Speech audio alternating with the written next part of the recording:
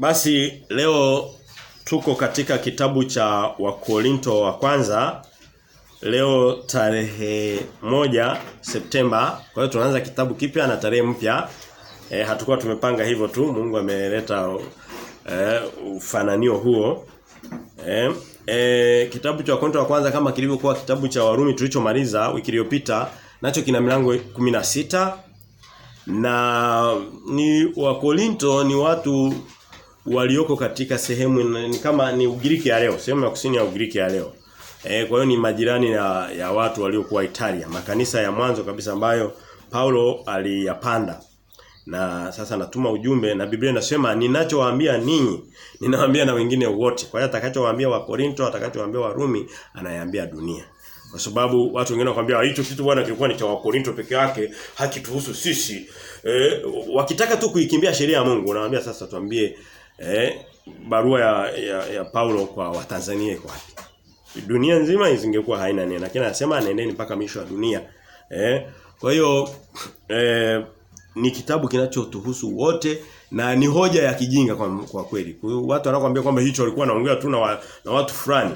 Kuna baadhi ya vitu vichache sana. Kwa mfano kuna vitu aliongea na Wayahudi wakati wa sheria ya Musa. Baadaye alipokuja akaviondoa, akakwambia kabisa kwenye Biblia kwamba kuanzia hapa tumeondoa tohara, basi lakini huwezi kuamua kujiondolea tu kwa sababu unaona halikufai, unaanza kudai ni la Wakorinto peke yake. Ni hoja kwa kweli mbaya na ni ya kishetani kimsingi. Lakini makanisa mengi yakitaka kukimbia hoja. Nitoe mfano kwenye Wakorinto ya kwanza 14, Biblia inasema wanawake na wanyamazi katika kanisa wasihubiri, wasifanye nini? Wasikilize kama hivi wanawake waliokuwa wanasikiliza. Anayehubiri ni mwanaume. Wanakuambia hapana alikuwa anaongea na Wakorinto. Ni hoja ya kijinga sana. Ni makanisa yote sio kanisa moja. Vinginevyo ukitafuta vitu ambavyo vinaenda kwa mataifa mengine huvipati. Unaweza ukakuta Biblia haiwahusu. Lakini natuhusu wote. Wakorinto mlango wa kwanza sasa. Tulisema kwamba iko milango 16. Mlango wa kwanza sasa twende pale moja kwa moja, tufungue pale. Una mistari 20 na actually 31 ni mingi sana na ina hoja nzito kweli kweli. Kwa hiyo naomba tu niseme kweli kwamba kuna baadhi ya vitu na vingine tumekuwa tunavihubiri katika mahubiri ya kawaida. Kwa hiyo kuna baadhi ya vitu unaweza kukuta hatutapata muda wa kuvithibitisha kwa maandiko sehemu nyingi. Kwa kawaida husomi tu ukaanza kusema anasema ikapanda. Anasema tunayafasiri mambo ya rohoni kwa jinsi ya rohoni. Niko kumjua Mungu. Kwa mfano utaona kwamba leo ataongelea habari za hekima. Unazikuta Mungu anaziongelea katika Warumi mlango wa kwanza vile vile na anaiongelea katika Yakobo kwa mfano mlango wa pili. Kwa hiyo unaangalia Mungu anapoongea na inapatikana sana katika kitabu cha Mithali. Kwa hiyo hatutapata muda wa kwenda kulinganisha, lakini tutakavyojifunza ni vizito vile vile. Haya, twende sasa katika ile mistari, na mistari ya kwanza mpaka mstari wa 10 kama na 6 hivi anaongelea vitu mchanganyiko, anaongelea mambo ya ubatizo. Tutaona kwamba ubatizo kwa mfano anasema mimi sikutuma na Yesu kubatiza. Kwa hiyo unaona kwamba ni kitu ambacho ni nyongeza. Yesu hawezi kukutuma kufanya kazi ya ufalme wa mbinguni, alafu akakwambia hiki usifanye, akawa na maana kwamba sasa hicho kitu ni huo ufalme utakuwa hujatimia. Kwa hiyo kuna wokovu, ubatizo ni nyongeza. Ni vazi la nje. Tutaliona hilo. Na huo ni mstari muhimu sana unaotuonyesha mtu anakuambia kwamba lazima ubatizwe ndio unaenda mbinguni. Wengine wanakuambia ukifanya kosa kubwa inabidi ubatizwe tena. Ubatizo wenyewe haupeleki mtu mbinguni. Kwa sababu Paulo Mungu anasema tuliona katika Wakorinto katika Matendo ya Mitume mlango wa 26 wiki iliyopita nafikiri tuliona siku ya Alhamisi. Anasema nimekutuma uwaondoe watu kutoka katika ufalme wa giza kwenda katika nuru ambao ndio wokovu. Halafu anakuambia lakini sijakutuma kubatiza. Yaani sio lengo la msingi. Wahubiri watu injili waokoke. Wokovu unafanyika huo mstari. Kwa hiyo nimeshaanza kuhubiri kwa sababu ulikuwa mzito sana. Naona nimeshafika pale. Tutaona. Kwa hiyo nitauruka tu kwa sababu nishawaeleza wa habari ya ubatizo. Ubatizo ni nyongeza. Na tumeona kuna watu wengi wameokoka wakaenda mbinguni bila kubatizwa. Lakini hakuna mtu aliyefika mbinguni bila imani katika Mungu. Aidha katika agano la kale kama Ibrahimu kumwamini Mungu Jehova akaliitia jina lake. Biblia inasema tuliona katika Warumi 4 nimeenda pale kwa sababu ni sehemu nzito. Kuna vitu vingi vya kuongea lakini hiyo sehemu ya ubatizo inawapa watu shida kwa kweli na makanisa mengi. Na Mungu anasema ukishaanza kuongeza vitu vyako ambavyo mimi sijaweka umebatilisha. Kwa hiyo Biblia iko wazi kuokoka ni kuamini moyoni habari za Yesu Kristo peke yake. Sasa usimwamini kwa kuamini na vitu vingine, sio naamini na Maria na Petro na nani na mchungaji wangu na nini. Alafu ukakiri kwa kinywa, ukatamka mdomoni. Hivyo viwili anasema utaokoka. Ndio watoto wametusomea leo. Warumi 10:9. Sasa mwingine anakuambia hapana lazima ubatizwe na mara ya pili na mara ya tatu. Hizo ni injili za uongo. Na unaweza kufikiri ni kitu kidogo, ni kikubwa kwa sababu kama unahubiri injili yako ambayo Yesu hakuna nini na watu wako kanisani miaka na miaka, baadaye watu wakitupa katika moto wa jehanamu inaonekana kama labda ni kitu sio kitu cha kucheza nacho. Kwa sababu kitu pekee ambacho tunaweza kupata katika dunia ni wokovu wa kweli. Sasa turudi sasa pale ilikuwa kama utanguliza lakini tukagusa vitu vingine kwenye sura ya leo. Mstari wa kwanza anasema Paulo aliyeitwa mtume wa Yesu Kristo kwa mapenzi ya Mungu na Sostenes ndugu yetu kwa kanisa la Mungu liloko Korinto, wale waliotakaswa katika Kristo, walioitwa wawe watakatifu pamoja na wote walioliitia jina la Bwana wetu Yesu Kristo kila mahali, Bwana wao na wetu. Hizi taarifa ni utangulizi lakini tayari unaongelea habari ya watu, inaongelea habari ya wokovu. Mstari wa pili kwa mfano anasema walioitwa wawe watakatifu. Ili tuliona hata katika Warumi. Watakatifu leo hii kuna makanisa mengi tu. Watakatifu ni watu waliokishakufa, waliishi matendo mazuri. Matendo mazuri yapeleke mtu mbinguni. Daudi angekuwa yuko motoni, tulishasema. Alafu eti wakapandishwa cheo wakapitia hatua na nini? Ni hekima ya kidunia 100%. Biblia inasema ni watu walioitwa kwa makusudi ya Mungu na wakaliitia jina la Yesu. Ni wokovu huo. Anasema yeyote atakayeliitia jina la Yesu Kristo ataokoka. Ni kama mtu uko unaogelea, unakufa, unazama, ukasema Bwana niokoe, akakunyosha mkono akakuokoa. Hiyo ndio wokovu, ni kumlilia, ni kuliita jina lake.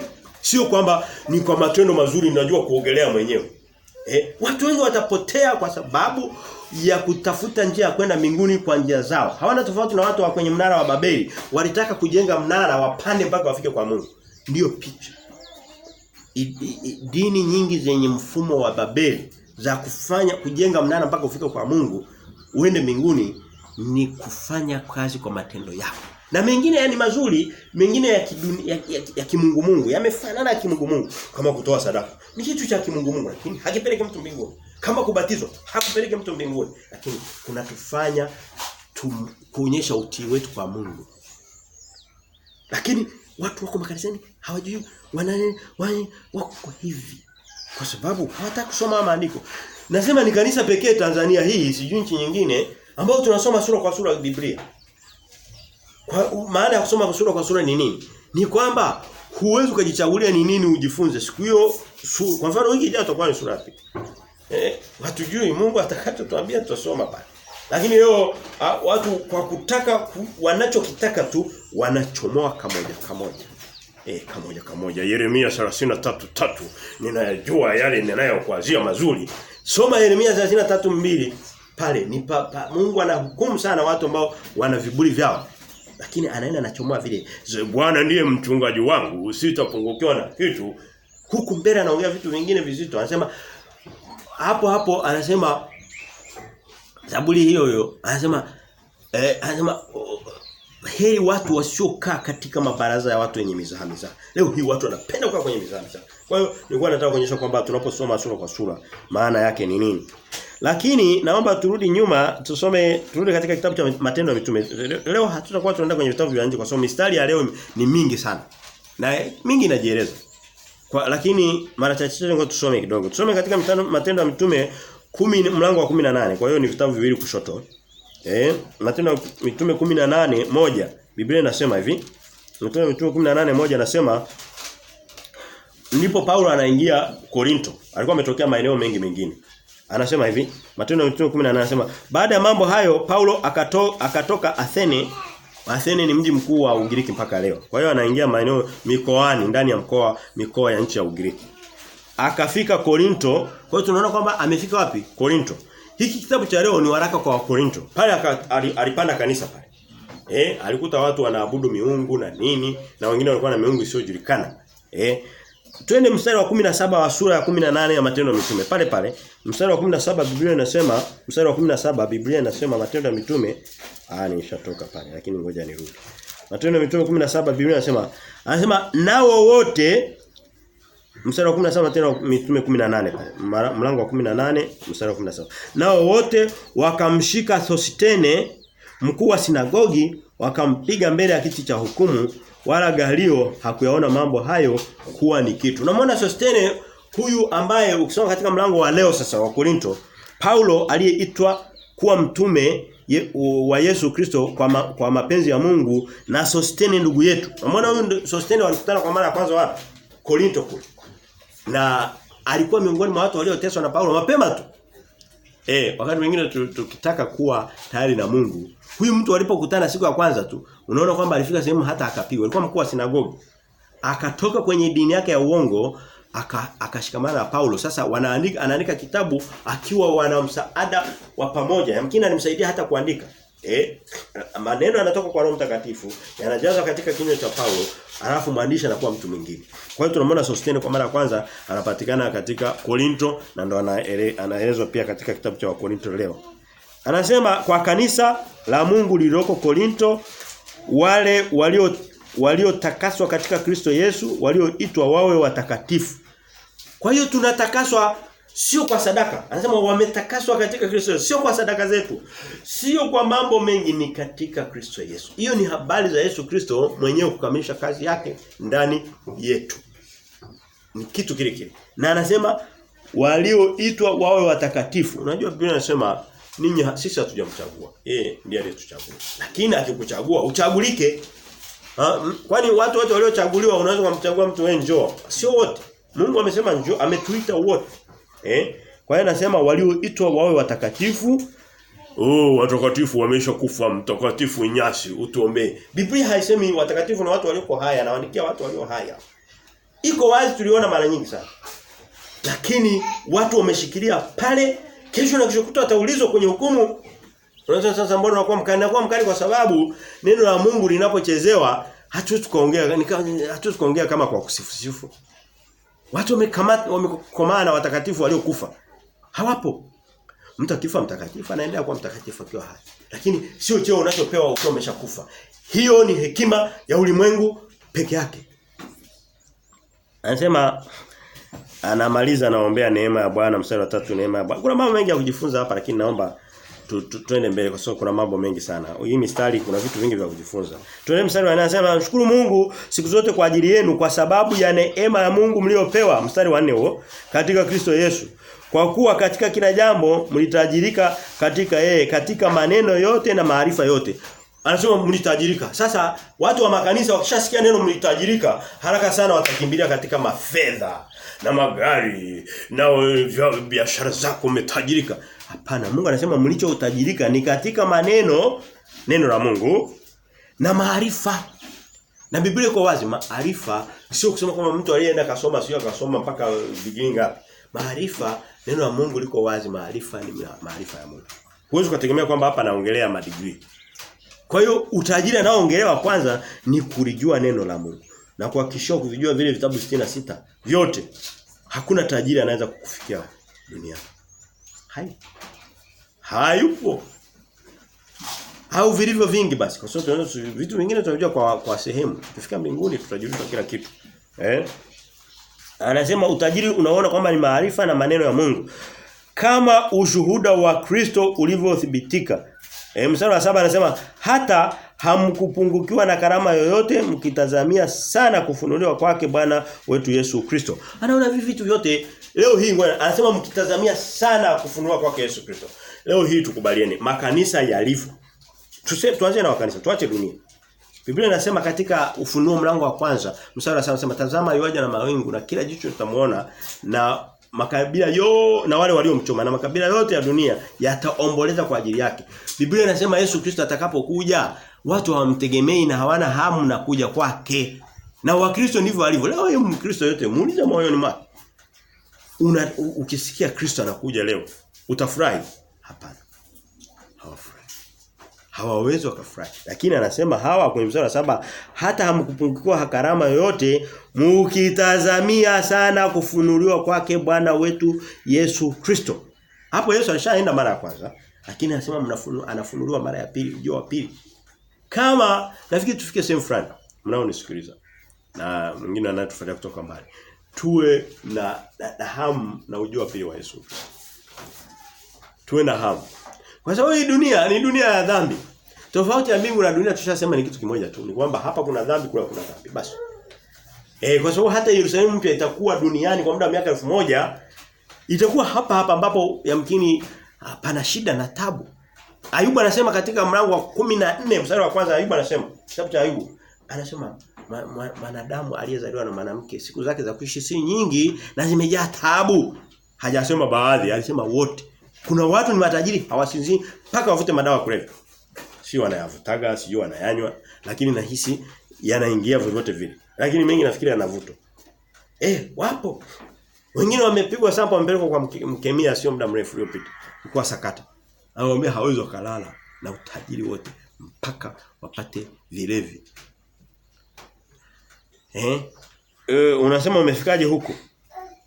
Nimefika huko kwa sababu dunia inayochukuliwa kama ni sehemu muhimu ni nini? Sawa tupo duniani hatutukakimbia na tunaomba Mungu aendelee kutuacha. Paulo anasema katika Galatia pale anasema mimi nimegawanyika sijui niombe nini Mungu. Natamani niende nikaishi na Kristo ambayo ni faida sana kwangu, lakini pia natamani baki katika mwili kusudi niweze kuwafaidia. Kimsingi mtu kisha okoka, Mungu akituokoa ni kutoka katika dhambi ya uharibifu wa dunia hii. Ukishaokoka ukamkiri Yesu Kristo, Mungu anakuacha ufike miaka 50, 70, 100, kazi kubwa uweze kuwafaidia watu wengine na wenyewe waokoke.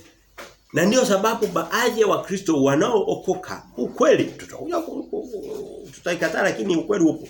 Wengine Mungu anaondoa kabla ya wakati. Kwa sababu hawana wanachokifanya. Wameshaokoka, ukiokoka kimsingi unakuwa umepata tiketi ya mbingu. Sasa unasubiri tiketi mpaka expire. Kwa sababu huna unachokifanya, ipo umeshaipata. Lazima njoo tangulia. Unaenda mbinguni lakini hukuwa una kitu unachokifanya. Sasa sitaki mstari kuhukumu. Na mimi mwenyewe unaweza kunihukumu. Ninachotaka kusema ni nini?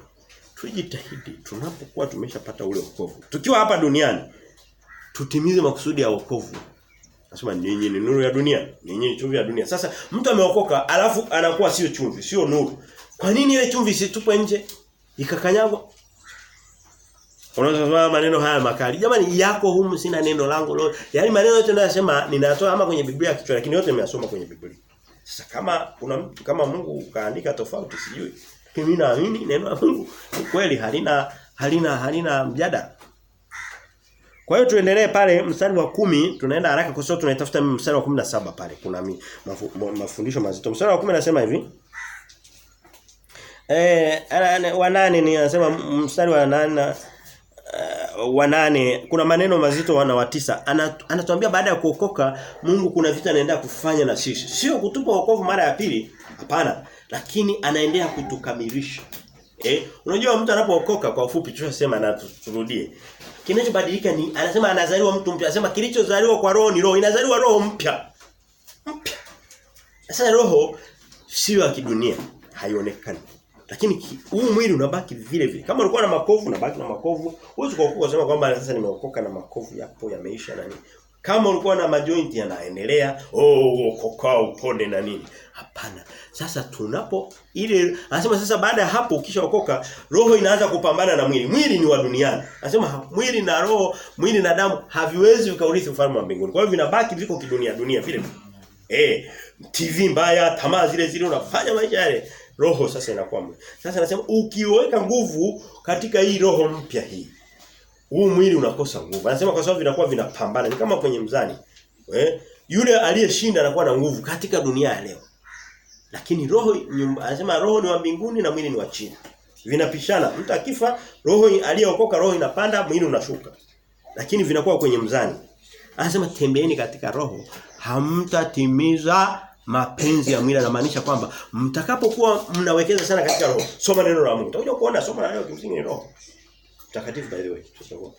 Anasema unapotembea sasa katika roho, ukasikia maneno ya Mungu, moyoni ukajaza maneno ya Mungu, ukajaza kweli, nguvu ya dhambi inapungua, mwili unakosa nguvu. Lakini sasa ulishe mwili, unashiba na kitambi na maisha na nini? Hata muda wa kuomba upate. Huwezi kupata. Ndio maana ya wokovu wetu. Sasa mstari wa 8 anasema ambaye atawathibitisha hata mwisho. Kwa sababu tukishaokoka Mungu sasa anaanza kufanya kazi hata na himi. Anakuwa na kuthibitisha ni kama kukamilisha. Ili msilaumiwe siku ile ya Bwana wetu Yesu Kristo. Unajua kuna watu waliookoka kimsingi. Wameshaokoka kabisa. Naongea na watu waliookoka. Watalaumiwa siku ya mwisho. Ndiyo sababu watu wameokoka leo, unakuta kabisa wameokoka. Sio kusema kwamba ni kwenda tu kanisani akaitwa ameokoka, lakini unakuta kabisa katimiza vile vigezo vya wokovu. Vipo. Huko kama hatua vitu kama 5. Amevitimiza. Ila hatembei katika roho. Anaishi katika dunia, anavaa kama dunia, anakunywa vitu vya dunia. Okay, tulishatoa mfano na tutausema tena. Mpaka ukimwi ukiisha Tanzania nitastop kuongea wanakufa kwa ukimwi kuliko wasio watu wa dunia. Na ukimwi unapitia katika dhambi 99.9 sasa, karibu 100 sasa. Kwa hiyo unaona huyo mtu anatembea katika sasa huyo mtu siku ya kuja Yesu Kristo atakuwa anamkimbia kama nani? Kama mtoto, ni kama mtoto ambaye amezaliwa yuko kwenye nyumba fulani, yuko na baba na mama, lakini anakuwa mtoto muovu. Akiwaona wazazi wanakuja kama mtoto ni mkosefu. Ni mtoto wa ile nyumba. Anaurithi katika ile nyumba. Ni mtoto kabisa kama sisi watoto wa mbinguni, lakini hatutendi mapenzi ya wazazi wetu. Huyo mtoto atakuwa na furaha akimwona baba anakuja, sasa atajificha. Ndicho atakachofanya. Mtu ameokoka lakini akisikia habari za Yesu kuja, anataka ajifiche kana dunia. Anasema huyo ataraumiwa, lakini Mungu ni mwaminifu, anasema huyo mtu mbinguni anaenda kama mtoto wa nyumbani. Kwani huyo mtoto anayejificha muovu nini, ikitokea wanagawa urithi wataacha kumpa? Sio tunapata urithi wa mbinguni. Sasa wokovu ndivyo ulivyo. Ukiuelewa upate shida. Lakini watu wako makanisani wanazunguka tu. Utafikiri ni I don't know, sijui ni mfano gani. Lakini kutokuelewa. Anasema mtu, Biblia inasema katika Mathayo 13 mstari wa 18 pale anasema mtu asikia neno la Mungu asilielewe nalo. Anasema huja yule mwovu akalinyafua. Ukishindwa kujua kweli ya Mungu, kujua ulicho kamili, kujua kweli. Yaani unakuwa shetani anakuja tu ananyofua anachotaka. Ananyofua. Na watu sasa hivi Wakristo wanaishi maisha ya shida kuliko dunia. Watu wa duniani wana amani. Ayubu anasema mbona waovu wanastawi. Nenda kasome katika Zaburi ya 73. Nenda kasome katika Ayubu 14. Nenda kasome katika Ayubu 12. Twende huko. Sura ya leo ni ndefu, sina muda, lakini ni ngumu sana. Tuende katika Ayubu 14 pale. Ndio katika sikuwa nimepanga, lakini wakati mwingine ili kusudi tuthibitishe hoja ni vizuri tuende kwenye maandiko. Mtu asiyasoma anaongea tu kwa akili zake. Mstari kwa mfano twende Ayubu 12:6. Tunaenda na 10. Anasema mstari wa 6 Ayubu 12 anasema hivi.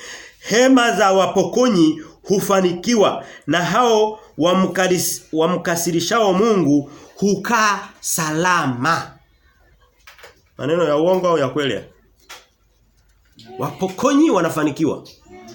Wamkasirishao Mungu wanakaa salama. Anaendelea anasema mikononi mwao Mungu huleta vitu vingi.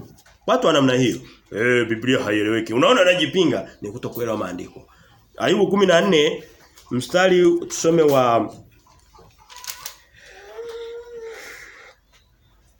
Ayubu 10 na okay, twende Ayubu 21 sasa. Nilikuwa sijawe 21. Ayubu 21 mstari wa 14 Biblia inasema hivi. Anasema hivi, Biblia inasema Ayubu 14 Ayubu 21:10 anasema walakini walimwambia Mungu tuondokee. Watu hataki tuambie Mungu, tuambie habari za Mungu, tuondokee wewe. Mungu hatutaki. Kwani hatutaki kuzijua njia zako. Watu hataki kusikia habari za Mungu bwana. Sisi tunataka kuabudu jinsi yetu tunayotaka, tubweke, tuige dunia. Tukisomea mistari unatuudhi. Ndio Biblia inasema. Anaendelea. Huyo Mwenyezi ni nani? Mstari wa 15. Hata tumtumikie, nasi tutafaidiwa nini tukimwomba Mungu? Ndiyo dunia inavyosema. Anaenda mstari wa 20 na mstari wa 16 anasema, tazama kufanikiwa kwao hakumo mkononi mwao, mashauri ya waovu na yawe mbali nami. Nitaeleza maana ya mstari. Turudi nyuma kidogo. Tulikuwa kwenye Ayubu 21, si ndio? Tulikuwa tunasoma mistari ya mbele watu wanavyo tuanzie 7. Anasema hivi Ayubu 21:7 anasema hivi, mbona waovu wanaishi na kuwa wazee, naam na kuongezeka kuwa na nguvu? Kizazi chao kinathibitika nao machoni pao, na wazao wao mbele ya macho yao. Nyumba zao ziko salama pasipo hofu, wala fimbo ya Mungu haiwapigi. Na mistari mingine nilikuwa nimeenda mbele zaidi. Tumeshasoma kwenye Ayubu 12. Unaweza kusema ni Ayubu alikuwa amekata tamaa. Mungu anasema sehemu nyingi sana. Anasema katika Zaburi anasema. Sasa unaweza kusema Mungu anamaanisha nini? Anasema ni kwamba watu wanajichanganya katika wokovu, wanakosa kote kote. Wanashindwa kuwa kama hawa waovu wa dunia wanaofanikiwa kwa jinsi ya kidunia na wakati mwingine Mungu akawaacha. Alafu wanashindwa kukaa na Mungu wakapata baraka za Mungu, kwa sababu baraka za Mungu zipo kwa jinsi alivyozipanga, basi wanakuwa wako katikati, wanapigika zaidi. Na ndio sababu tukasema watu wanabaki hawana msaada. Tuendelee mbele sasa. Tunarudi katika hoja za leo. Mstari wa 10. Tumerudi katika Wakorinto wa kwanza, mlango wa kwanza. Mstari wa 10 anasema, basi ndugu na wasihi kwa jina la Bwana wetu Yesu Kristo, kwamba nyote mnene mamoja, wala pasiwepo faraka, bali muhitimu katika nia moja na shauri moja. Kwa maana ndugu zangu, nimearifiwa habari zenu na wale walio wa nyumba ya Kloe kwamba iko fitina kwenu.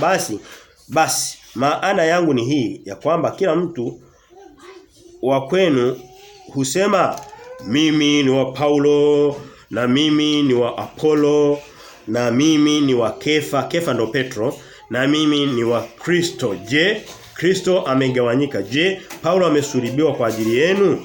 Au je, mlibatizwa kwa jina la Paulo? Tuishie hapo kwanza kidogo. Kuna mistari mingi inayoonyesha mgawanyiko ndani ya kanisa. Yesu Kristo alisema, mimi nilipokuja duniani nimekuja kuleta mgawanyiko, nimekuja kutenga watu.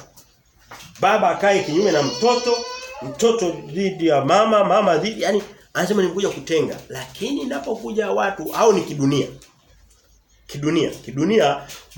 Dunia inajiandaa kutengeneza serikali moja, umoja wa mataifa. Mungu alisema pana, aliyagawa mataifa kuanzia siku ya kwanza baada ya gharika la Nuhu. Nenda kasoma katika Mwanzo 9.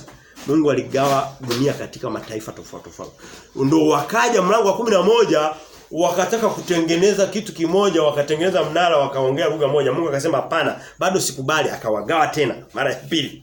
Akagawa na lugha, ndio wakashindwa kuungana tena. Mungu ndio makusudi ya dunia kuwa na mpango wa mataifa tofauti. Ili kusudi kila Mungu amtafute Mungu kwa jinsi yake. Usije ukamtafuta Mungu kwa jinsi ya Marekani au ya nchi gani au mtu mwingine. Sasa unasema umefikaje huko? Ni hoja pana, ninaongelea habari za mgawanyiko. Yesu Kristo anasema mimi nimekuja kugawanya watu. Na sikuja kuleta amani. Leo hii dunia kwamba tunatafuta amani ya dunia. Baraza la usalama na amani ya Umoja wa Mataifa. Sijui vitu gani. Leo sijui nani ameenda Marekani, sijui mchungaji, sijui padri, nani anaitwa papa, sijui ameenda Marekani kuhudumia, tunatafuta amani ya ulimwengu. Mungu anasema hapana, hiyo ni ya kwenu, mimi nimekuja kuleta utengano. Kristo ndo anasema. Lakini inapokuja kwenye kanisa, anasema kwa sababu kanisa ni mwili wa Kristo, ni mwili mmoja, anasema lazima mnie mamoja. Hili kanisa la Korinto tutakuja kuona kwamba lilikuwa na matatizo mengi. Kwanza lilikuwa linanena kwa lugha vitu visivyoeleweka sana. Mara mwingine anasimama na inaonekana walivyokuwa wananena kwa lugha walikuwa wanakuja ni kama mtu hapa tuko hapa, mtu anakuja labda anaongea Kisukuma hapa. Tunawao hatujui anachokiongea. Anasema hapana, muende zamu kwa zamu. Kama kuna watu wanaongea Kisukuma, mtulie na atoke mtu awatafsirie. Wale kanisa lilikuwa na mgawanyiko, yani ndani ya kanisa moja. Ndio unaona anawaambia kwamba mnie mamoja. Wengine wanasema sisi tuko kanisani lakini ni wa Paulo. Yaani mko ni kama hapa labda baadhi yenu mwe mnasema sisi tunamwamini Kristo pekee yetu. Wengine wanasema sisi tunamwamini Paulo. Wengine wanasema sisi ni wa agano la kale bwana. Je, mambo yani ndani ya kanisa moja. Sasa Mungu anasema hilo ni fundisho kubwa, sina muda sana wa kuliongelea kwa sababu kuna mambo mengine mazito, lakini tumeligusa. Mungu anasema ndani ya kanisa. Na kanisa linakuwa moja kwa sababu gani? Kwa sababu mnapokuwa na imani moja, mnakijua mlichokiamini. Kwa mfano mmoja tu, hata Biblia tunayosoma. Mtu anakuja hapa anasema labda mimi nitakuwa nasoma misali ya waumini ndani ya kanisa. Mtakuwa na kanisa hapo? Sio Biblia hii. Mimi nakwambia nitasoma Biblia moja inaitwa Clear Word Bible. Kuna watu wa Sabato wameweka maneno yule mke anaitwa nani? Helen White. Yamewekwa mengi tu. Biblia limepanuka kwa kuongeza mafafanuzi ya. Biblia inasema usiongeze neno, usije ukaraumiwa. Sema utafutwa, utapigwa, utaongezwa mapigo yaliyoandikwa katika kitabu cha uzima. Mimi katika kitabu cha Mungu ambayo ni Ufunuo ile. Na ni mapigo mazito. Kwa hiyo Mungu anasema, kwa hiyo mkisha kosa kuelewa mnachokiamini, mtu mwingine hajui maana ya wokovu. Mtu mwingine anafikiri anaenda mbinguni, mko kwenye kanisa moja ni kwa matendo mazuri. Kwa hiyo nguvu zake inakuwa ni kwa matendo mazuri. Lakini mkisha kuwa anasema ni doctrine, lazima mkisha kuwa na doctrine moja, lazima mtakuwa na nia moja. Ndicho Paulo anajaribu kukisitiza. Na anakuja sasa anatoa mfano wa ubatizo. Mara nyingi sehemu ulikobatiziwa ndiko kanisani kwako. Kama ulibatizwa baada ya kuamini. Baada ya kuamini. Kwa hiyo ubatizo ni kama ishara kwamba huyu ni wa kanisa fulani. Paulo anasema mimi mnapotaka kusema wengine ni wa Paulo, wengine ni wa Apollo, baki hawa ni wahubiri tofauti. Leo huyu utasikia mimi ni binti wa Major One. Mtu mmoja anaitwa Bushiri, nabii wa uongo yuko Marekani, yuko Malawi na South Africa. Nafikiri ni Malawi na anaishi South Africa. Wako Tanzania anawaambia kabisa mtu hajiiti tena jina la Yesu, anaitwa mimi ni binti wa Bushiri. Mungu anasema kwa nini mnajiita wa Paulo? Paulo ni mara 100 niitwa wa Paulo kuliko kuitwa mtu yeyote wa sasa. So, angalau Paulo ana maneno katika neno la Mungu. Lakini anasema hata hivyo pamoja na kwamba nimeandika hizi nyaraka zote, sitaki mimi sikumfia mtu na kwanza sikubatizwa. Kwa sababu sikutuma kubatizwa. Sasa unasema kwamba ni nani anapeleka watu mbinguni? Nadhani katika watu waliopeleka watu wengi mbinguni kuliko wote kiacha Kristo ambaye sio mtu ni Mungu katika mwili. Hauwezi kumpata mwingine aliyemfikia Paulo. Kwa sababu makanisa yote unasikia yote. Alianza makanisa ya Antiokia katika Syria ya leo. Akaenda katika Syria, Debe na Listra pale kwenye safari yake. Tusoma katika kitabu cha Matendo ya Mitume sura 14-15 pale. Akarudi akaenda akaweka makanisa akaenda mpaka Cyprus. Akaenda anasema ninaenda Spain. Nimeenda mpaka Iliriko. Anasema nimeshahubiri injili. Alimaliza katika kitabu cha Warumi mlango wa 10 anasema sina sehemu iliyobaki ya kwenda. Na naelekea Spain. Nitapita tu kwenu na sitaki kuhubiri kwa sababu inaonekana tayari mna injili. Nisije kajenga juu ya msingi wa mtu mwingine. Sasa unasema tumefikaje? Tumefika huko kwa sababu maana ya wokovu. Yaani tufanye mahesabu yote. Biblia inasema ukisoma katika kitabu cha Mathayo mlango wa 16 mstari wa 27 Biblia inasemaje? Biblia inasema hivi, je, itamfaidia nini mtu akipata ulimwengu wote na kupata hasara ya nafsi yake? Anamaanisha gani? Tufanye chochote tufanya, elimu tusome, kazi tufanye, biashara tufanye, maisha tuenjoy, lakini anasema kama huna wokovu mbinguni wendi, huna faida yoyote. Hasara. Na mtu mmoja alimuuliza Yesu akasema katika Mathayo 10 katika Luka 13 mstari wa 23 anasema hivi, je, watu wachache ndio wanaookolewa? Yesu akasema kabisa ndivyo hivyo. Ulikuwa unajua inaonekana. Sema jitahidi kuingia katika mlango mwembamba. Watu wengi watapotea. Leo hii kuna ukichukua kwa mfano kanisa la Katoliki na watu kama bilioni 1.5. Ni watu wengi sana duniani. Mlango mpana kabisa. Kila sehemu utakuta waumini wengi. Lakini Yesu anasema watu wanaenda katika upotevu ni wengi na mlango wao uko wazi. Huhitaji tafutiza. Kanisa lao utajua lilipo. Utaingia lakini watu hiyo mstari walishawahi kusikia naamini lakini hawajali. Biblia inasema tazama ukisoma katika Mathayo 22, wasoma katika Luka 14, anasema tazama nimefanya karamu yangu. Na nimewaita watu wote waingie katika karamu, lakini hawakujali. Kila mtu akaenda katika njia zake, mwingine akasema naenda katika biashara, mwingine nimeoa mke, mwingine mena nini. Hawakujali, lakini Mungu anasema karibuni na wakaribisha katika. Alafu anasema msije na kitu chochote. Mungu hataki tukienda kwake, nataka nijitakase niende kwenye karamu ya Yesu Kristo, anasema njoo kama mlivyo. Anasema nenda kawalete viwete, vipo, vyote mkifika pale nitawavalisha vazi la haki na nikikuta kuna mtu ambaye amekuja hana hili vazi sasa la wokovu namtupa nje. Watu wanataka kuingia mbinguni kwa bila vazi la Yesu Kristo. Au na vazi la Maria. Au na vazi la Meja One. Au na vazi la kanisa lake. Yaani kuna vitu vingi sana. Anasema iko njia moja endayo mbinguni. Anasema mimi ndimi njia kwenda. Anasema hakuna jina jingine tupewa chini ya jua isipokuwa jina la Yesu Kristo pekee yake. Watu wanataka kumchanganya Kristo na vitu vingine. Shetani hana shida. Naomba niseme hiyo kitu. Muda umeenda. Lakini niseme shetani hana shida. Ndio sababu watu wanaona wasikie yuko Freemason alafu anahubiri vizuri tu na mapeta ameyapanga. Yako wazi. Shetani akishafanikisha kwamba Mungu anasema mimi ndo nataka nitukuzwe na mimi ni wivu, anajiita jina lake. Shetani ni kama nitoe mfano mzuri.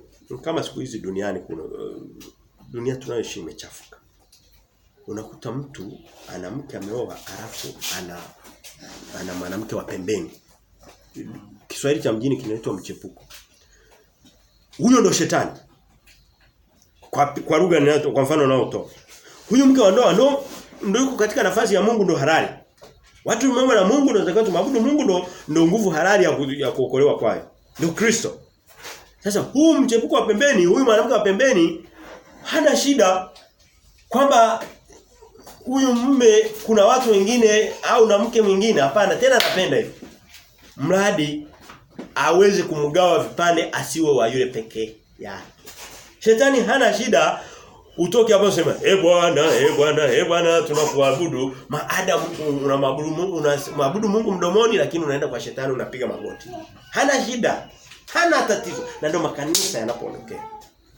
Mungu anasema mimi nina wivu, sitaki ni kama yule mke mwenye mume. Lazima akikutana na mchepuko atamkata panga, lakini mchepuko hawezi kumpanga sio halali yake. Unasema mbona umetoa mfano mibaya? Kwenye Biblia uzinzi wa sherati vimeongelewa zaidi kuliko sadaka. Kwa hiyo nimetoa mfano kwenye Biblia. Na ndio maana ya kuhubiri. Ndio maana ya kuhubiri. Tunaendelea na sasa mistari ya 14 na okay, tuko kwenye Wakorintho wa kwanza, tumerudi kwenye Wakorintho wa kwanza. Kwa tumeenda kwenye mistari mingine. Na ndio maana ya kusoma Biblia. Mpaka mstari wa 17 kuna hoja moja ya msingi na nishaisema sitairudia. Ubatizo sio sehemu ya wokovu.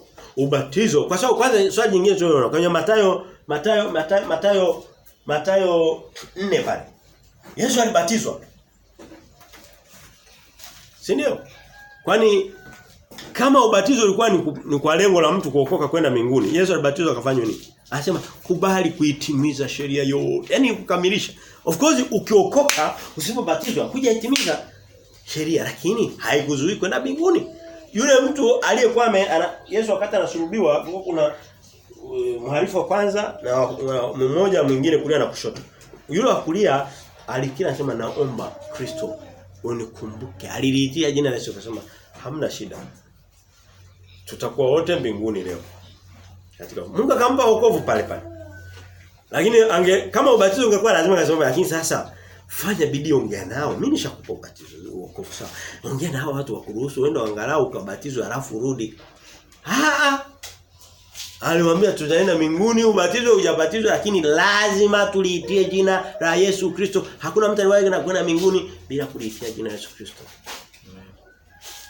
Haipo. Lakini watu wengi wameenda mbinguni bila na wengine wameenda mbinguni na ubatizo ambao hawakuhitaji kama Yesu Kristo alibatizwa na Yohana Mbatizaji. Anasema natoa kama mfano.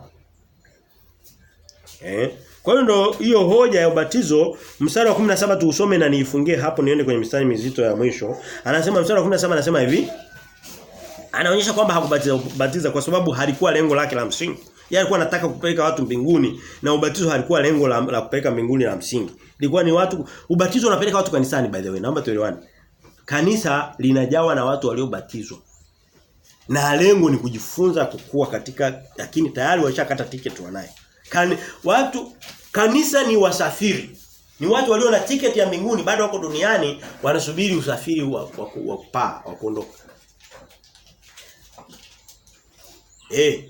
Na wamebatizwa wanatembea katika kuacha dhambi. Kuacha dhambi sio tiketi ya kwenda mbinguni hata kidogo. Tiketi ya kwenda mbinguni ni Yesu Kristo pekee. Kulikiri jina lake. Unaweza kusema mbona rahisi sana? Hicho ndicho kitakachoshinda watu kwenda mbinguni. Kitu rahisi sana.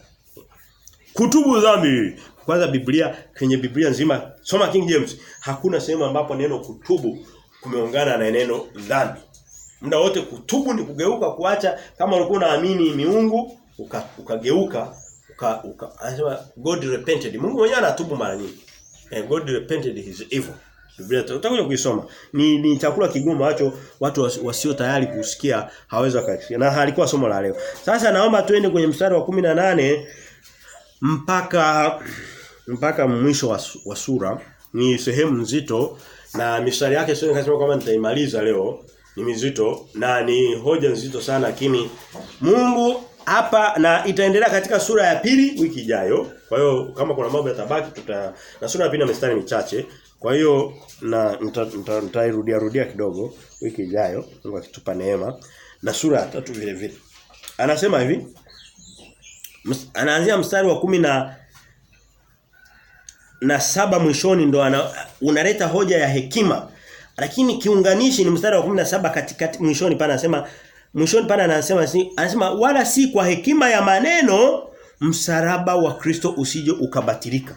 Leo hii kuna watu wanaenda katika makanisa wana huduma nyingi za kidunia sasa hivi.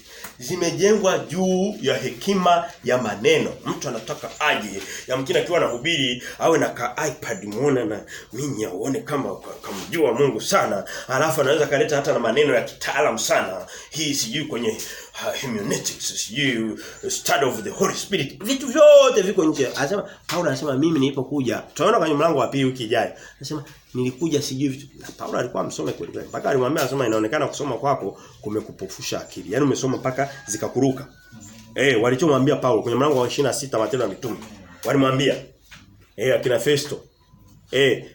Lakini anasema mimi nilipokuja hivi vitu vingine vyote niliweka pembeni ili kusudi nije na Kristo pekee yake. Kristo hataki kitu kingine pembeni yake. Yaani useme ninataka kumhubiri Kristo ni hubiri na hekima yangu au na ujuzi na vitu vingine na kufurahisha watu. Huwezi kumhubiri Kristo kwa mfano ukajumlisha na vichekesho. Unakuwa tayari umempungukia. Kuna watu wengine anataka ili kusudi kuhubiri watu wapende wawe wanacheka cheka. Hapana. Anasema si mstari wa 17 ndo anasema ndio kuunganishe pale. Anasema wala si kwa hekima ya maneno. Vichekesho, mtu anajua kuchekesha ni mtu mwenye hekima. Leo hii waigizaji wachekeshaji wale wanaonekana watu wenye hekima. Mtu akiwa na tukio kubwa lazima waite wazee wa hekima wa vichekesho, si waje wakija kwenye harusi yake wanaonekana harusi ina hekima kubwa, ni ya watu wa juu, matawi ya juu. Kristo anasema hapana. Anasema sikuja hivyo. Sasa baada ya kuonyesha kwamba huwezi ukamhubiri Kristo kwa hekima ili kusudi usije ukaupungukia msalaba. Kwa sababu watu watatafuta kitu kingine ambacho sio Kristo. Kwa sababu unaleta Kristo na msalaba wake na wokovu. Unaweka na vichekesho, unaweka na hekima ya dunia, unaweka na ujuzi na nini? Wanashindwa kujua ni kipi. Kristo anataka hiki kimoja tu pekee yake. Ndicho maana hata kama kinaudhi watu, ndivyo tulivyo. Ndicho Biblia inachosema. Kwa mfano neno la Mungu kimsingi linaudhi. Kwa dunia linaudhi. Sasa watu ili kusudi lisiudhi watu wanalibadilisha. Hapana, lisome vile vile. Ukishalibadilisha maana yake sio la Mungu tena. Mstari wa 18 sasa anasema baada ya kuonyesha kwamba si kwa maneno ya hekima ndio anataka anaingia kwenye habari za hekima. Kwa muda mrefu sana kidogo. Anasema hivi, mstari wa 18 anasema kwa sababu neno la msalaba kwao wanaopotea ni upuuzi, bali kwetu sisi tunaookolewa ni nguvu ya Mungu. Leo hii tukubaliane kwamba habari za Kristo kwenye dunia ni upuuzi. Ndio sio? Ni habari za upuuzi. Ndio sababu huwezi kukusanyika labda mna kikao cha watu hata wa Kristo mkaomba kwa jina la Yesu Kristo, labda ni sherehe au nini. Labda kwenye harusi kwa sababu mnakuwa mmekaribishwa, lakini mmekusanyika labda kwenye kikao cha mtaani na nini muombe kwa jina la Yesu. Mnaongelea jina la puuzi. Anasema na naomba huu mstari umekosewa, tutausoma kwenye King James. Kwenye King James sihitaji kwenda kule kusoma, muda sina, lakini nitasema kinachosema. Anasema twende pale, twende kwa sababu ni mstari wa wokovu. Mstari wa 18 anasema hivi, tuone kama anamaanisha moja. Anamaanisha sawa na hapa. Anasema mstari wa 18 anasema for the preaching of the cross to them that perish is foolishness. Anaendelea but unto us which are saved it is the power of God. Unto us which are saved. Kwetu tulio okolewa ni tukio lililokamilika. Sio kazi inayoendelea. Kwa sababu wokovu sio kazi unayofanya unajenga mpaka sasa umefika kwenye kupaua na nini. Kitu tunachofanya kila siku ni kumfanana Mungu. Lakini kwa habari ya wokovu tunaokoka mara moja. Lakini hapa anasema mstari tukirudi katika Wakorintho wa kwanza 18 anasema kwao wanaopotea ni upuuzi bali kwetu sisi tunaookolewa. Neno tunaookolewa maana yake ni tunaookolewa tunaendelea. Yaani tuko katika tukio la kuokoka hatujakamilisha. Sio kweli. Kwenye Biblia inasema kwetu sisi tuliookolewa ni tukio lilokwishaisha. Kwa lugha nyingine kama tunaendelea kuokolewa mtu ukifa maana huna uhakika labda kwa mfano umekufa umeokolewa kwa 30% labda 70 hujazipata maana umepoteza hiyo. Lakini kuokoka ni yes or no. Ilishaisha. Anasema nami anasema tushaliona katika Yohana 5:24 anasema bali wamepita kutoka wapi? Kwenye upotevu kuingia uzimani. Yaani ni tukio lililokamilika. Sasa hapa ndio ile injili ya kwamba tunafanya kazi na kwa bidii zetu tunaenda mbinguni bado kwa vile hatujafa bado tuko mwilini tuko tunaendelea kuokoka hapana. Kuokoka ni tukio la mara moja na linaisha. Tunabaki kumfanana Mungu katika mwili. Roho inazaliwa upya. Huwezi kusema kwamba hata mtoto akizaliwa hawezi kuzaliwa kwa muda wa wiki nzima. Mtoto tu yuko anaendelea kuzaliwa tu wiki nzima. Haipo. Anazaliwa mara moja. Roho inazaliwa mara moja. Lakini anasema sisi tunaookolewa sio kweli. Lakini wanaopotea ni zoezi kwa sababu upotevu wao unaendelea lakini wakiokoka unaisha. Msicheze hiyo ndugu. Tunaendelea. Anasema bali kwetu sisi tunaookolewa ni nguvu ya Mungu. Anaongelea habari ya nini? Neno la msalaba. Tunaokolewa kwa sababu ya habari ya kifo cha Yesu Kristo msalabani. Anaendelea mstari wa 16 kwa kuwa imeandikwa nitaiharibu hekima yao wenye hekima na akili zao wenye akili nitazikataa. Kuanzia hii mistari anaanza kupambana na hekima ya wanadamu ambayo sio ya Yesu Kristo. Ameanza nayo kwenye mstari wa 17. Na ananukuu katika Isaya 29 mstari wa 14. Sitaenda huko. Muda haupo. Hayo maneno Paulo na yeye alikuwa anaonyesha kwamba agano la kale ndilo linalojenga agano jipya. Kwa hiyo ananukuu Isaya. Hata Yesu alikuwa anamnukuu Isaya mara nyingi. Mara nyingi. Paka mwanzo amemnukuu kitabu cha Mwanzo. Mstari wa 20 anasema hivi. Akitaka sasa kuonyesha kwamba hekima sasa. Habari ya hekima na hii ni habari ndefu lakini tutakachokipata leo kitatosha. Kwa sababu ni somo zito tutalirudia mara nyingi. Anasema mstari wa 20 anasema yu wapi mwenye hekima? Yu wapi mwandishi? Yu wapi mleta hoja wa zamani hizi? Je, Mungu sikiliza anachosema je, Mungu hakuifanya hekima ya dunia kuwa ni upumbavu? Hekima ya dunia ni nini? Utajiri. Mtu tajiri hata kama alikuwa hajulikani kwamba ana hekima, moja kwa moja atapewa kama ni ubunge anaweza kapewa. Yaani anaonekana mtu mwenye hekima kwa sababu tayari ana pesa. Na atakaribishwa aongee katika maneno ya hekima labda kwenye mahafali, kutoa unasaha, ndio hekima ya dunia. Hekima ya dunia ni hii elimu ya dunia.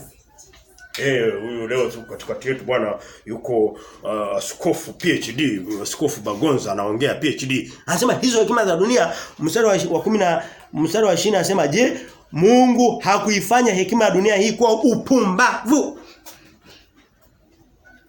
Hekima ya dunia ni upumbavu. Biblia iko sahihi au haiko sahihi? Ndio kilichoandikwa. Hekima ya dunia hii ni nini? Ni elimu, ni utajiri. Ni vitu vyote unavyosikia unasikia fulani si miss fulani yani mtu akishaitwa miss fulani anakaribishwa katika kutoa hekima ya dunia. Kwa sababu ilikuwa miss Tanzania kwa miaka mingapi iliyopita au mwaka jana au mwaka huu. Ndio hivyo vitu vyote vinavyoibeba dunia. Anasema Mungu amevita upumbavu. Kwa hiyo tunaweza tukaamua kwamba tushikane na hivi vinavyotoa upumbavu kwa jinsi ya Mungu. Je, Lakini baadaye tutakuja kuona anasema iwapo tutaamua katika hekima ya dunia kuitiisha hekima ya dunia chini ya Mungu, ile hekima haina tatizo. Na isipingane na Mungu.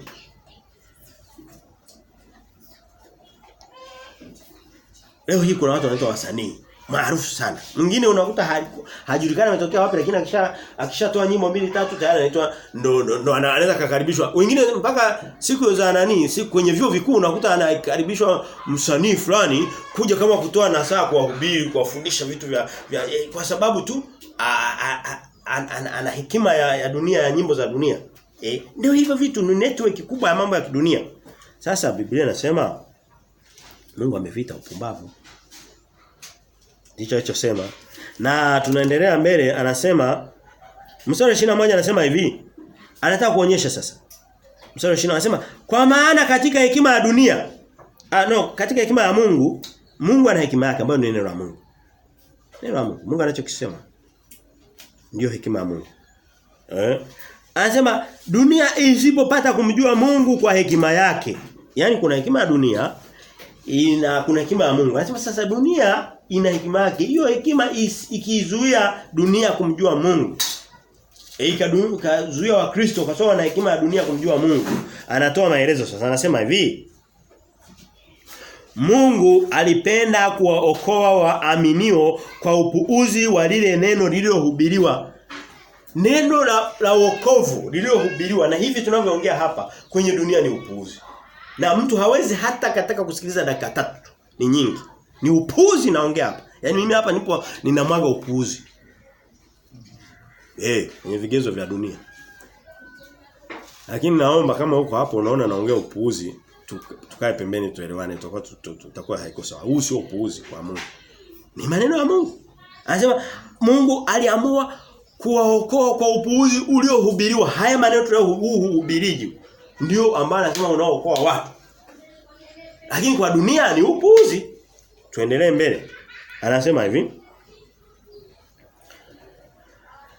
Mstari wa 22 anaanza sasa kuonyesha makundi mawili. Kuna makundi mawili. Tusome alafu tutaueleza. Anasema kwa sababu Wayahudi wanataka ishara na Wayunani wanatafuta hekima, bali sisi tunamhubiri Kristo aliyesulubiwa. Kwa Wayahudi ni kikwazo na kwa Wayunani ni upuuzi. Huyu mtu sio mbaya, anatukana sana kwenye mahubiri. Anasema neno upuuzi. Sasa mimi niliruke kulisoma hili neno. Wengine wanasema yule mtu bwana anaongea kwa matusi. Sasa nimesoma na ni mara kama ya 5 naisoma. Niruke. Mungu anasema kuna watu anasema kuna Wayahudi kwa maisha ya leo kwanza wapo wenyewe, lakini ni watu waliopata kujua habari za Mungu. Ndio watu ndio Wakristo kwa nyingine. Anasema hawa watu Wakristo watu wa Mungu hawa, watu wa kimungu wanaojifanya sisi ni wa Mungu, sisi baba yetu ni Ibrahimu. Wakati Mungu anasema si baba yenu sio Ibrahimu. Ungekuwa baba yenu Ibrahimu ungenipenda mimi. Anasema watu wa namna hiyo wanachokitafuta ni ishara. Wakienda kanisani wanataka tuone watu wamefufuka. Njooni wagonjwa wote mkapone. Anasema wao wanachotafuta ni ishara. Hata Yesu alimwambia anasema tuonyeshe ishara. Akasema si waonyeshe ishara yote, taonyesha ishara ya Yona. Mbaya. Anasema wao wanatafuta ishara. Anakuja anasema upande wa pili sasa, hiyo nayo ni hekima ya dunia kwa sababu sio ya Mungu. Mungu hajasema watu watafute ishara. Tushalifundisha hili somo na turudia. Anasema sehemu ya pili, anasema mstari wa 22 mwishoni anaendelea anasema Wayunani wanataka, Wayahudi wanatafuta ishara na Wayunani wanatafuta hekima. Wayunani ndio Wagiriki wa leo, ndipo elimu ya dunia sehemu kubwa ilipoanzia. Ndio wanaoitwa kina Aristotle, ndio wanaoitwa kina Pythagoras, wanaoitwa Hippocrates. Ndipo ilipotokea elimu zote hizo za dunia. Na ndio waanzilishi. Kozi zikaenea duniani na magunduzi mengi yakaendelea sehemu nyingi, lakini ndio waanzilishi. Nasoma lugha nyingi za kitaalamu zimeandikwa katika za kisayansi, aidha ziko katika Kigiriki. Hata zile classification walizosoma watoto wanasoma. Yaani maneno ya binomial naming, majina mawili.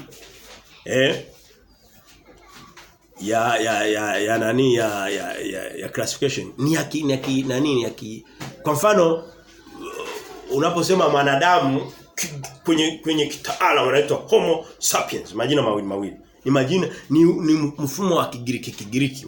Ndo hekima ya dunia. Ndo elimu zinazofundishwa mpaka vyuo vikuu. Nazo sasa zikapanuka zikaenda sehemu nyingine. Ni kama Wayahudi walivyoanza lakini ikapanuka ikaenda kwenye mataifa mengine. Lakini ndio mwanzo alikuwa makundi mawili. Hawa wa elimu, hawa watu wa Mungu wote hawako sawa. Hawa wanatafuta ishara, Mungu anasema sio sahihi, na hawa wanatafuta hekima ya dunia nayo sio sahihi. Hawa wanasema sisi tunamhubiri Kristo aliyofufuka, ndio. Anasema kwa hawa Wayahudi anakuwa ni kikwazo. Leo hii Kristo ni kikwazo kwa Wakristo, sio kikwazo. Ni kikwazo. Kwa sababu hawamjui, hawataka habari zake. Yaani wanasema tuondolee huyo mtu. Ni kama Wayahudi wanasema kwamba tuondoe msurubisha tutake habari zake. Anasema kwa Wayahudi, kwa Kristo ni kikwazo. Kwa Wayahudi ni kikwazo. Anasema kwa Wayunani ni upuuzi. Leo hii kuna watu wengine wenye hekima zao. Kwa mfano unapeleka injili unaenda kukuta mjumba umepanda mpaka hewani, unamwambia nina injili, wanakuangalia hivi. Tokea wapi sasa? Yaani wanakushangaa kweli. Unatuletea upuuzi. Wakati tuna utajiri wetu na mambo yetu yako vizuri. Ondoka, nenda kule, nenda kahubiri kule hapa. Asante. Ukibahatika wanakuambia asante. Sehemu nyingine wanakutukana. Nasema ni upuuzi hao. Leo hii katika ulimwengu wa wasomi wa kweli kabisa uanze kuambia kwamba Mungu aliumba kitu fulani, sema hapana. Watu walitokana na nyani. Sasa unamuuliza kipi? Maki hukumuona anatokana na nyani, hukumuona, unafikiria. Na huyu anafikiria ameumbwa na Mungu. Kipi ni kizuri? Kwamba umetokana na nyani anakusaidia nini mpaka unajifananisha naye? Si bora ungejifananisha na Mungu angalau. Kwa sababu vyote ukiviona vinatokea. Hawezi kuprove. Kwa hiyo ndo anasema hawa ni upuuzi, hawa ni nini? Ni kikwazo. Ndivyo mpaka leo hakuna kilichobadilika. Kwa Wakristo, Kristo ni kikwazo, kwa wasomi na watu wa hekima ni upuuzi, hana maana. Hem, twende katika kitabu cha Warumi tulichomaliza, mlango wa kwanza, mstari ule wa mlango wa kwanza, tutakuwa tunamaliza sasa, tumebakiza dakika chache. Mistari mingine nitaiacha kwa ajili ya wiki ijayo. Nitaanzia pale lakini tutakuwa kwenye mlango wa pili. Mstari ule wa 22 wa Warumi 1:22 anasema hivi, sikiliza maneno anasema hivi. Ni hoja kama hiyo. Warumi mlango wa kwanza na Wakorintho wa kwanza mlango wa kwanza vinataka kufanana, kuna mistari mingi inafanana. Anasema hivi, wakijinena kuwa wenye hekima. Leo hii ukiwachukua hao watu wasomi, watu wenye ninataka kuwa askofu, si lazima nionyeshe na PhD. Anasema wakijionyesha kuwa wenye hekima walipumbazika. Ukitafuta hekima nje ya Mungu anasema unakuwa mpumbavu. Ndio unaanza kusema kwamba ni haki watu waue watoto matumboni, ni haki kuwa na abortion. Toto kabisa mzima anakumua, damu inazunguka mwilini. Tushasema damu inaanza kuzunguka siku ya 25 mtoto anapotungwa mimba. Damu inazunguka, lakini anakuambia hiyo ndio hekima ya kisasa. Nchi kama Tanzania ambazo hazijatoa uhuru wa kutoa mimba na kutoa kliniki za kutoa mimba, ni nchi za mbovu, hazina maendeleo, nchi hazina. Anasema sasa anasema hao wanajiona wana hekima, lakini kwa Mungu ni wapumbavu, kwa sababu ni wauaji, wanahukumiwa hao. Ndio maana yake. Mstari wa 22 anaendelea, Warumi mlango wa kwanza anasema hivi, walipumbazika. Mstari wa 23 anasema hivi, mstari wa 23 Warumi anasema wakaubadili utukufu wa Mungu asiye una uharibifu kwa mfano wa sura ya binadamu aliye na uharibifu, na ya ndege na wanyama na vitambaavyo. Anachosema kwamba leo hii dunia kuna kitu kinaitwa humanism. Yaani humanism. Kwa Mandela alikuwa na kitu kinaitwa ubuntu, utu. Ni watu wanaabudu humanism, utu, matendo mazuri, kusaidiana, vitu vya kidunia na kuabudu mazingira, kuabudu wanyama. Anasema ndege na wanyama. Leo hii mnyama anaweza akafa mmoja, mnyama akafia Serengeti. nchi ikapata taarifa ikachukua tahadhari kubwa, lakini hata watu wakifa 10 hakuna atakayejali. Anatoa mfano. Sasa watu wanaabudu wanyama. Mtu anaweza kakamatwa, labda amewinda kaswara kadogo akafungwa miaka 20. Hem, tujiulize. Huyu sina muda kwa sababu sura ya muda umeshaisha. Ndicho Mungu anasema kwamba watu walijiona wana hekima wakaabudu vitu visivyo Mungu kwa asili. Wanaabudu mazingira, wanaabudu sijui mother nature inaitwa. Mother nature. Lakini huwezi kusema Mungu kwenye ile nafasi. Mvua inaletwa na mother nature. Mother nature huyo kwa wapi? Mungu anachosema, anasema wakapumbazika. Dunia leo imeingia katika upumbavu. Dunia iko katika upumbavu. Turudi katika mstari wa muda umeshaisha, lakini tutayaona. Nilitaka kuongelea ngoja tuimalize kwa sababu hatarudi kwenye Warumi hivi karibuni. Watu tumalize ile sura ule mstari tulikuwa tunasema Warumi mlango wa kwanza. Tukiruka kwenye mstari ule wa 25 hivi anasema hivi. Warumi mlango wa kwanza 25 anasema hivi. Kwa maana walibadili kweli ya Mungu kuwa uongo. Leo hii neno la Mungu ndio uongo. Kaulize kila sehemu. Wakakisujudia kiumbe na kuabudu badala ya muumba anayehimidiwa milele. Wanakuambia ni nguvu za kifizikia zilizotengeneza Big Bang ndio vikaumba dunia. Nyani ndio aliyotutengeneza, tutokana na nyani, sio Mungu. Anasema wanasujudu viumbe, na ndio sababu wale wanyama wakifa taarifa zinakuwa muhimu kuliko za wanadamu kwa mfano. Hakuliko habari ya Mungu. Sasa tufike sehemu fulani tujue haya mambo ya Mungu. Tujue. Tusidanganywe sana. Katika kufunga wa Korinto wa kwanza sasa tumesharudi kwenye wa Korinto wa kwanza kutoka kwenye Warumi. Korinto wa kwanza mlango wa kwanza ndo anaongelea anasema mstari wa 24 ndo anasema sisi hatuko na Wayahudi ambao wanatafuta ishara wala hatuko anasema sisi tunamhubiri Yesu Kristo. Mstari unaoendelea pale wa 24 anasema bali kwao waitwao Wayahudi na kwa Wayunani ni Kristo nguvu ya Mungu na hekima ya Mungu. Maneno yanapatikana katika Warumi wa kwanza pia mlango wa kwanza pia, lakini sitarudi huko. Kwa hiyo nataka kuonyesha anasema hawa waliopotea sawa na hawa waliopotea sawa. Mmoja amepotea kwa maishara na imani za uongo, na wewe umepotea katika hekima yake na ujuzi na utaalamu na elimu. Anasema sisi tunamhubiri Yesu Kristo. Lakini anasema wanaoitwa kuja kwa Yesu Kristo wawe ni hawa waliopotea na hawa waliopotea kwa jinsi yoyote. Anasema wote wakija kwa Kristo, Kristo anakuwa ni nguvu ya Mungu, wanaokoka. Mungu hafungi milango. Mungu hafungi milango kwa yoyote. Kuna watu waliofungiwa milango, tulishawasema dhambi 6 zisizosamehewa. Moja wapo ikiwa ni ya kumkufuru mtakatifu, juu ya roho aliyofanya kazi juu ya Yesu. Sio hawa manabii wa uongo. Haina uhusiano. Anasema lakini watu wengine wote, awe ni Myunani mwenye kuitumainia elimu yake, awe ni Myahudi, maadamu wakirudi kwa Kristo, anasema wote wanakaribishwa. Nitaacha hii mistari ya kuanzia mstari wa 26 nitaisoma alafu sitaihubiri, tutaiunganisha na sura ya pili kwa sababu sura ya pili kidogo ni fupi, lakini si vizuri sura moja iingiliane na nyingine. Tutafanya kama kurejea tu. Mstari wa 26 anasema maana ndugu zangu angalieni mwito wenu ya kwamba si wengi, tuko wa Korinto wa kwanza mlango wa kwanza. Mstari wa 26 anasema si wengi angalieni mwito wenu.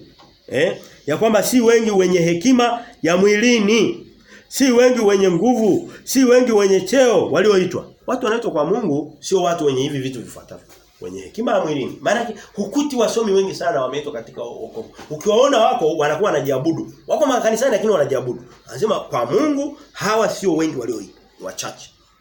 Lakini wewe unaweza kusikia kuna vyama si hivi ngapi wasomi wako. Anasema hao hawakuitwa, sio wengi. Si wengi wenye nguvu. Watu wenye nguvu ni hata nguvu za mwili. Kuna watu wengine unakuta anatembea kama bouncer yani. Ukimwambia habari za Kristo anaanza kukupiga na mkono wake. Lakini kuna nguvu za mwilini pia za kawaida tu, labda nguvu za kifedha, nguvu za nini. Yaani unakuta mtu ni powerful. Anasema si wengi wenye cheo. Pia watu wenye cheo. Huwezi kaenda kwa mfano bungeni ukakuta watu waliookoka wengi. Huwapati. Liwe ni la Tanzania liwe la dunia nzima, huwapati. Lakini anasema walioitwa ni watu wanyonge. Na mtu yote aliyo tayari kuwa mnyonge kwa ajili ya Kristo. Anasema ukitaka kuinuliwa jishushe kwanza ndipo utainuliwa. Ukitaka kuwa mwenye nguvu kwanza poteza nguvu zako upate nguvu za Kristo. Ndicho Biblia inachosema. Anaendelea mstari wa 27 anasema bali Mungu aliyachagua mambo mapumbavu ya dunia awaaibishe wenye hekima. Mungu akienda kutafuta watumishi wake au watu wanaomtumikia, anatafuta watu wenye hekima ya dunia? Hapana, anasema kwa viwango vya dunia anatafuta wapumbavu. Yaani ambao hata wakitokeza mjini hawaonekani kama wanaheshimika sana. Anaendelea. Anasema wenye hekima, tena Mungu alivichagua vitu dhaifu vya dunia ili aviaibishe vyenye nguvu. Mungu anafanya kazi na vitu dhaifu. Ukitaka Mungu akutumie, uwe tayari kuwa mdhaifu. Uweze kupiga magoti chumbani kwako, umuinamie Mungu, usujudu, mwambie Mungu. Hata hii pumzi yenyewe umenipa wewe. Watu wengine hawajui hata hii pumzi imetoka wapi. Anajua tu kuna nini. Inatengenezwa na mimea. Sijui kuna photosynthesis inatengeneza, lakini Mungu ndiye aliyeiweka pale. Mungu hiyo nayo mshukuru. Hata ukila chakula kwa hela yako mshukuru. Kunaweza kutokea kitu kachoku ile njia ya chakula kisishuke mwezi mzima.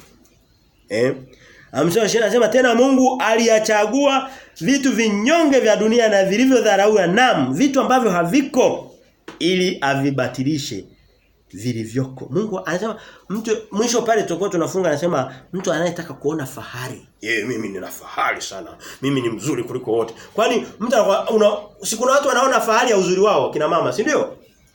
Wapo au hapo wasichana? Kwani amejipa mwenyewe? Anasema ukitaka kuona fahari lazima uone fahari katika Kristo, ambaye ndiye aliyemfunua Mungu aliyekuumba katika Utatu Mtakatifu. Ndio anaendelea katika kumaliza. Anasema mwenye mwili awaye yote asije akajisifu mbele za Mungu kwamba nina nguvu zangu, nina elimu zangu, nina kila kitu changu, ninaweza nikawa askofu kwa sababu na PhD. Anasema namsemaga sana, ananiudhi niseme kweli. Hata akinitafuta tugombana. Tutatumia neno la Mungu.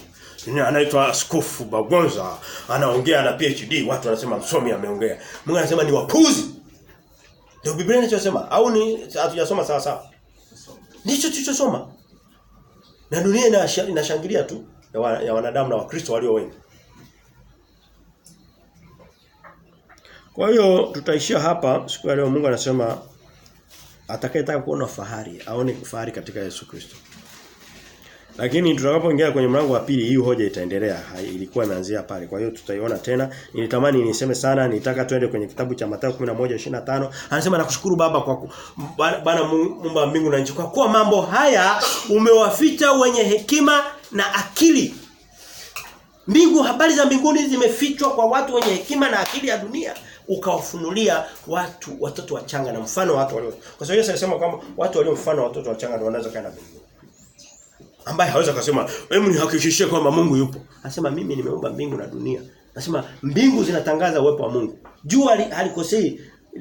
Tafuta kitu kilichojiweka angani ukipate.